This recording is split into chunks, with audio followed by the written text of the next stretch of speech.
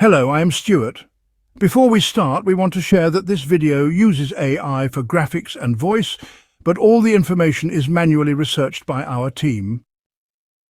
Here in the video, we will share the details for the Spectrum error code IDID-3151. As per our research, this error occurs when users try to log into the My Spectrum app or the Spectrum website. Many users have reported that they keep getting logged out of the app or are unable to sign in at all. According to our research, this error is likely caused by an outage on Spectrum's end.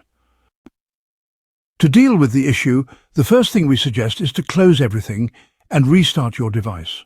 Once your device restarts, try logging in again and see if the error still comes. If the error persists and you're using the Spectrum app, check if the app needs an update.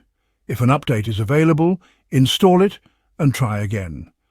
If the app is up to date but you still see the error, try logging in through the Spectrum website instead. If you're getting the error on both the Spectrum app and the website, then this is likely a service outage from Spectrum's side. In this case, we recommend waiting for a few hours and trying again. If the error continues for too long, we suggest reaching out to Spectrum support for further assistance. Thanks for watching. This is all we have for the error. If this video helped, don't forget to like, share and subscribe.